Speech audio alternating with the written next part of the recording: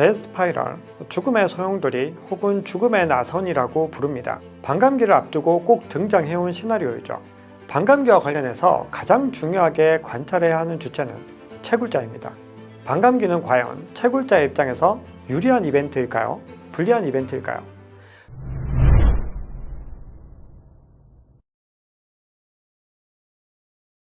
반감기를 거치면 채굴자들의 보상은 절반으로 줄어들게 됩니다. 단기적으로 채산성이 반토막이 난다는 겁니다. 가령 채굴에 2만 달러 정도의 비용이 발생한다고 가정해 보겠습니다. 채산성이 맞으려면 이 비트코인 가격이 적어도 2만 달러는 넘어야 하겠죠. 그런데 반감기를 거치게 되면 지급량이 절반으로 줄기 때문에 4만 달러는 되어야 채산성이 맞게 됩니다. 따라서 비트코인 가격이 적어도 2배 이상 상승하지 않으면 채굴자들은 어떻게 될까요? 큰 위기를 겪게 되겠죠.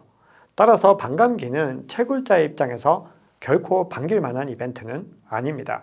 참고로 채굴은 치열한 경쟁을 통해서 이루어지기 때문에 채굴 원가가 비트코인 시세와 크게 차이가 나지는 않는 수준에서 형성되는 경우가 많습니다. 자, 죽음의 소용돌이는 이런 상황에서 채굴자들의 행동 패턴에 관한 시나리오라고 볼 수 있죠. 일종의 게임 이론과도 비슷한 부분이 있습니다. 자, 이 시나리오는 채굴 보상이 감소해서 수익성이 크게 줄어들게 되면 채굴자들이 일제히 채굴기 가동을 중단하게 될 것이다 라는 시나리오에서 시작합니다. 자, 그럼 어떤 일이 일어나게 될까요? 해시레이트가 급락하게 되고 10분에 하나씩 생성되어야 하는 블록 생성은 몇 시간, 며칠, 그 이상으로 길어지게 될 수도 있겠죠. 자, 그 이유는 채굴 난이도 때문입니다.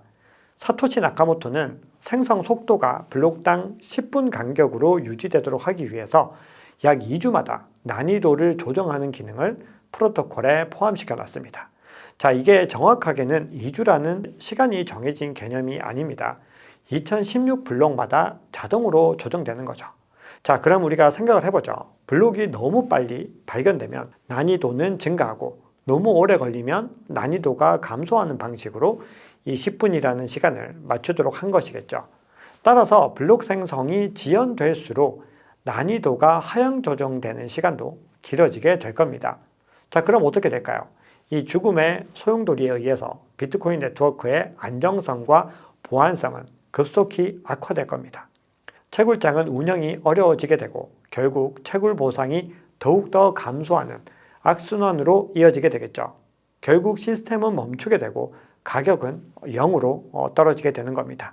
자, 이게 매우 극단적인 시나리오이기 때문에 우리가 죽음의 소용돌이라고 부르는 거거든요. 자, 그런데 지금까지 우리가 이 세 차례 반감기에서 비트코인 가격은 급등을 했죠. 자, 이 시나리오대로 움직이지 않은 것은 물론이고 오히려 반대로 움직였다는 의미입니다.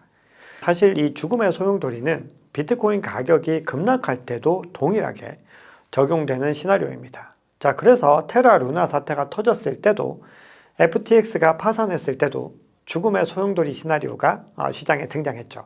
자, 지금까지 비트코인은 640번 이상 사망 선고를 받았지만 죽음의 소용돌이는 단 한 번도 일어나지 않았습니다. 그 이유가 뭘까요? 크게 세 가지 정도로 볼 수 있습니다. 자, 첫 번째는 이 채굴자들은 수익성의 측면에서 가장 현명한 선택을 한다는 거죠. 자, 비트코인의 채굴은 주로 A식 채굴기를 사용합니다. 이 A식 채굴기는 호환되는 다른 암호화폐의 채굴에도 사용할 수 있습니다. 2017년 8월 비트코인 네트워크에서 이 죽음의 소용돌이를 유발할 뻔한 굉장히 중요한 이벤트가 있었습니다. 바로 비트코인 캐시가 하드포크된 것이죠. 당시의 상황을 돌이켜보면 이 채굴자들이 비트코인 대신 비트코인 캐시에 집중할 것이라는 내러티브가 팽배해 있었습니다. 언론에서도 비트코인 네트워크의 실패에 관한 기사들이 쏟아져 나왔죠. 실제로 비트코인 캐시는 급등했고 일시적으로 이더리움을 추월할 뻔했습니다. 자, 비트코인 네트워크의 입지가 크게 축소될 것이라는 전망이 지배적인 상황, 우려했던 일은 일어났을까요? 현재 비트코인 네트워크는 당시보다 훨씬 단단하게 자리 잡았습니다. 자, 당시의 상황을 돌이켜보면 어떤 일이 있었을까요? 채굴자들이 비트코인 캐시로 옮겨갈 때 이 비트코인 네트워크의 해시레이트가 하락하자 오히려 기회를 잡은 채굴자들이 많이 유입되는 사태가 일어났습니다. 결국 채굴자들은 서로 치열하게 수싸움을 벌이고 있다는 것이죠. 어떤 선택이 수익성 측면에서 가장 현명한 선택인지 명확하게 알고 있다는 것입니다. 두 번째, 채굴자는 비트코인의 장기적인 가치에 투자한 것입니다. 채굴에는 매우 높은 자본 지출 카펙스와 영업 지출 오펙스를 동반합니다. 이 자본 지출이라는 것은 미래의 이윤을 창출하기 위해서 소모한 비용을 의미합니다. 대표적으로 채굴기를 구입할 때 드는 비용을 의미하죠. 영업 지출은 보유한 자산을 유지 및 보수하는 데 필요한 비용입니다.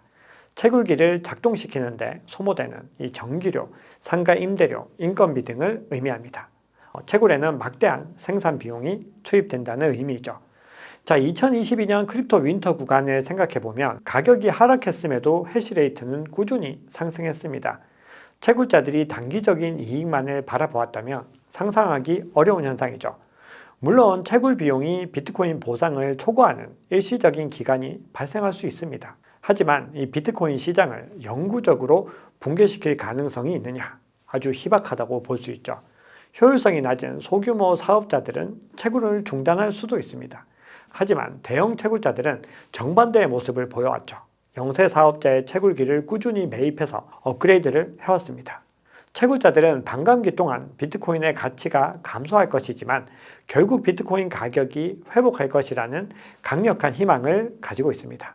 물론 채굴자들은 단기적인 비용 손실을 충당하기 위해서 어쩔 수 없이 단기적으로 이 채굴한 비트코인을 매도하기도 합니다.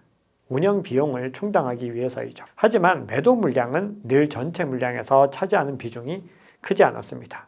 마지막 세 번째 이유입니다. 테라와트급의 전기가 소모되는 이 채굴 산업을 중단한다는 것은 단순히 채굴기에 플러그를 뽑는 것만으로 해결되는 일이 아닙니다. 오늘날 채굴 산업은 소규모 국가 규모의 에너지를 필요로 하는 일입니다. 실제로 폴란드 같은 나라의 연간 전력 소모량과도 맞먹죠.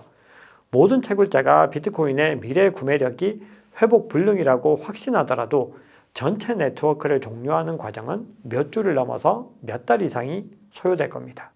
채굴자들은 이 전기 공급 업체와 계약을 맺고 있고 많은 경우 파산을 하더라도 채굴을 지속할 수밖에 없는 계약 관계를 지니고 있죠. 비트코인은 이미 한 국가 이상의 가치를 지니는 산업으로 성장한 것입니다. 거대한 생태계가 형성되고 있다는 것이죠.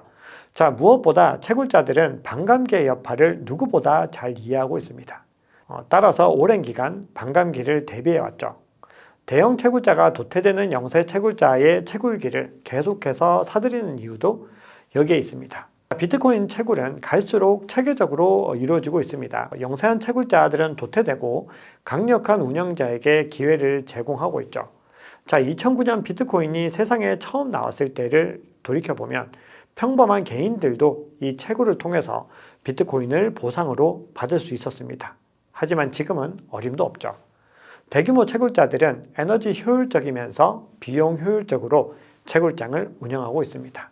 비트코인 가격 변동을 극복하기 위해서 충분한 자금이 투자되어 있는지도 늘 확인합니다. 그렇기 때문에 계속해서 막대한 자본력을 보유한 공용 기업들이 이 채굴 시장에 유입되고 있는 것입니다. 최근 스테이블코인 USDT를 발행하는 테더가 채굴 산업에 뛰어든다는 소식이 전해졌죠. 테더는 채굴 시설과 인력에 5억 달러, 한화 약 6,462억 원 가량을 투자할 것이라고 밝혔습니다. 그리고 비트코인 채굴 네트워크의 1%까지 점유율을 늘리기 위해서 우루과이와 파라과이, 엘살바도르에 70메가와트급 규모의 채굴 시설을 가동할 예정이라고 밝혔습니다. 자, 그리고 2025년 말에는 최대 450메가와트까지 채굴량을 늘리기 위해서 확장을 고려하고 있다고 밝혔죠. 죽음의 소용돌이를 감안한다면 이 테더가 신규로 채굴 산업에 뛰어들 수 있었을까요? 반감기 효과는 오히려 죽음의 소용돌이의 반대급부로 생겨나는 것일지도 모르겠습니다. 자, 결론적으로 이번 반감기에도 과거 세 차례 사이클처럼 큰 가격 상승을 기대해도 될까요? 저는 그렇다고 봅니다. 특히 이번 비트코인의 4차 반감기는 매우 중요한 이정표가 될 수 있습니다. 신규 채굴량이 3.125개로 떨어지기 때문에 이제 신규 공급에 의한 효과는 차츰 줄어들 가능성이 있습니다. 기관을 중심으로 새로운 구조가 형성되고 있습니다. 비트코인 현물 ETF를 필두로 한 이 월가의 움직임은 계속해서 지켜보아야 합니다. 채굴 사업자의 구조도 계속해서 변하게 될 것입니다. 비트코인을 비롯한 가상자산 시장에 어떤 흐름을 가지고 올지 기대가 됩니다. 지금까지 박 작가였습니다.